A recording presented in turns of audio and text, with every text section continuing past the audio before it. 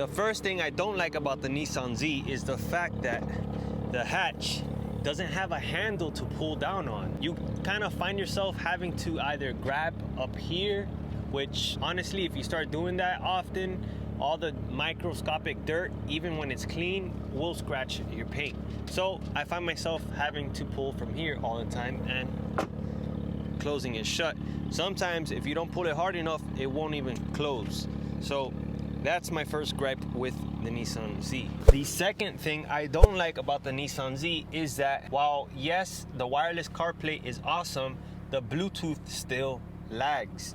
Every time you're watching a video on your phone, for some reason there's an audio lag. Same thing like in my Infiniti Q50 Red Sport. This is only gonna pertain to the automatics. The third thing I do not like about the Nissan Z is the fact that the automatics do not have your choice of RPM launch control. So with the automatic, in order to get into launch control, you have to change it into sport. You have to be in drive, and then you have to pull back on the paddles.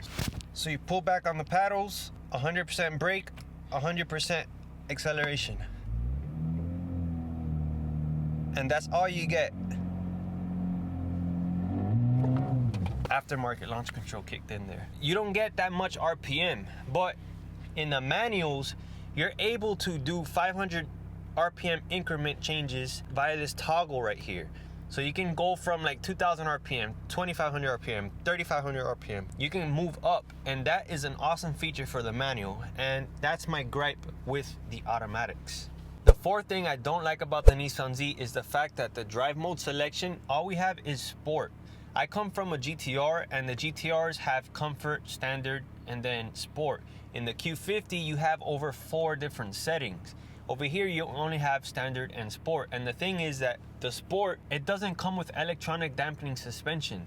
I would have liked to see that come in the Nissan Z. It would have been nice to have, like, let's say active exhaust sounds by switching it to sport and a active suspension, but we don't have that in the Nissan Z. Maybe for the Nismo you will get something like that, but as of now, this, all it does is make the accelerator a little more touchy, transmission shift a little faster. It holds the RPMs up, downshifts pretty aggressively more than the standard. And supposedly you get tighter steering, but I haven't really found that much feedback compared to the Q. In the Q, when you put it in Sport Plus, you definitely feel the difference in the steering. But for the Nissan Z, it's always a little stiffer. So once you put it in Sport Plus, you don't really get as much feedback. The fifth thing I don't like about the Nissan Z is the fact that it didn't come with a Targa option. How cool would it have been if this thing would have came with a Targa option?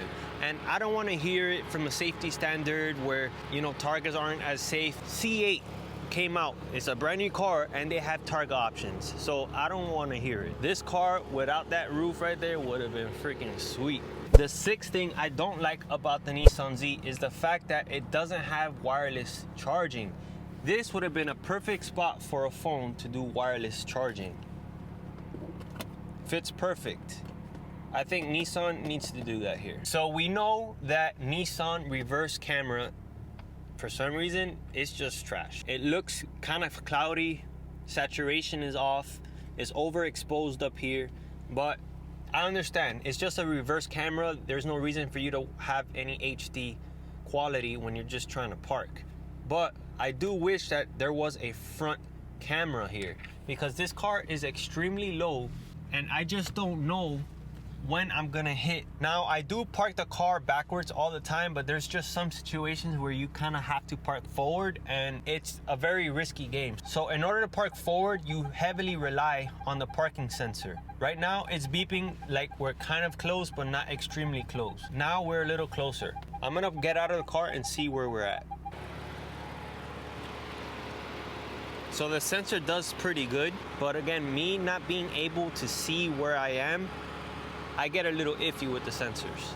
This next thing is one of those things where I'm like, it doesn't really matter, but it does, is the fact that the car comes with extremely tiny exhaust.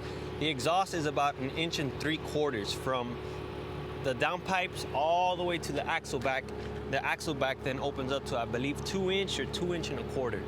But a lot of people dislike the fact that the exhaust is extremely tiny. I think it's a good thing and a bad thing. It's bad because you have to upgrade your exhaust, but it's good for those guys wanting to upgrade their car and modify it themselves. There's a lot of people always talking down on the Nissan Z like it has bad performance. You gotta see this car as they intended. This car, they gave you the bare bones. They gave you the foundation of a fast car. They gave you a twin turbo V6 engine, LSD in a small car. This is a tuner car. They gave you something for you to modify yourself. You want to make this car faster, add downpipes. You can add your own exhaust. If your car's your tuxedo, your car is an image of yourself. You're gonna modify it to your liking. Not everybody's gonna want the same exhaust. Not everybody's gonna want the same anything, so you just mod it yourself. So with the exhaust, honestly, I think the automatic exhaust sounds pretty good.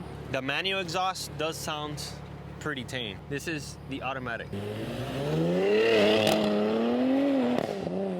So the automatic sounds really, really good. And the car does sound a little more throatier because I've already installed the Pride Auto full downpipes. If you're interested in Pride Auto full downpipes, all you have to do is click the link in the description and you can follow that link. Now, I know I've been ranting about little things here and there, which isn't a big deal, but this is something that really irritates me. The transmission shifts pretty quick. It's just the fact that the latency between touching here, it could be a little quicker. That's all I'm asking for.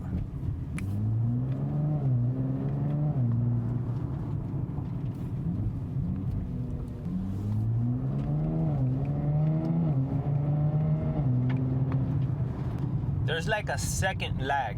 I know it's not that much. You kind of get used to it, but if only it was a little quicker, it would have been perfect. Downshift. Another thing I wish this transmission did like the ZF was to get into any gear you want. You cannot get into second gear, third gear, fourth gear when you're in a standstill.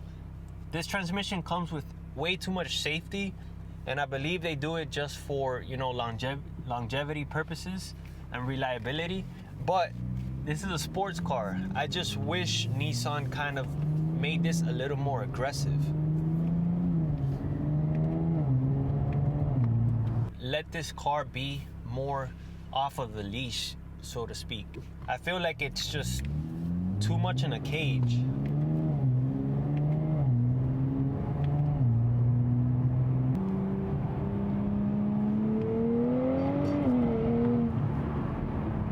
It's quick though. It's really quick.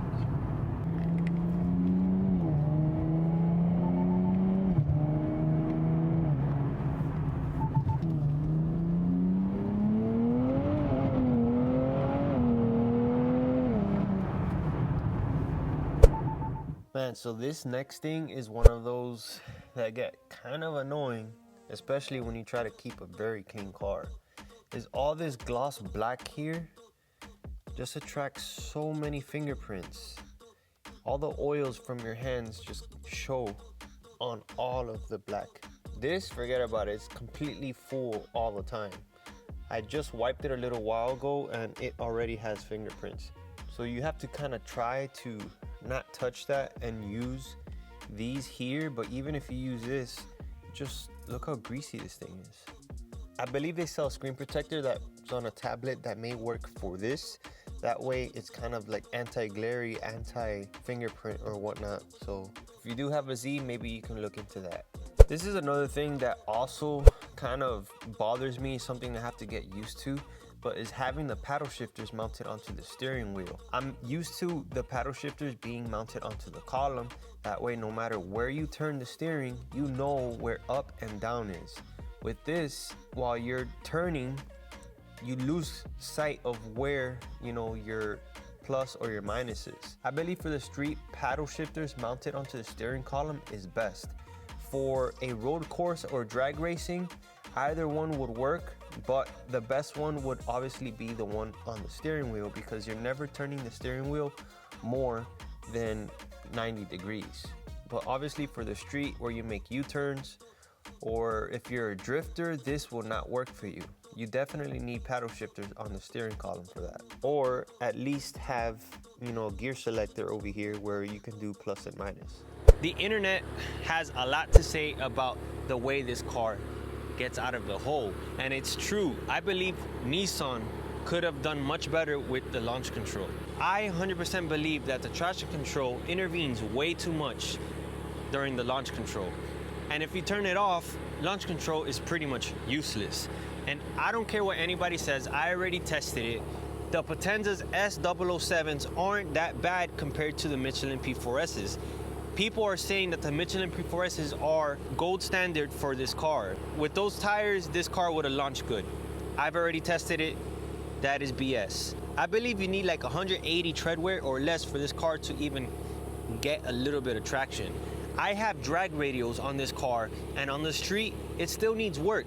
And it needs, launch control needs dialing in, your torque management needs dialing in, it's boost by gear. The tire isn't just the only problem. You get good tires, yes, but if your tune isn't up to par, then the car will never launch good.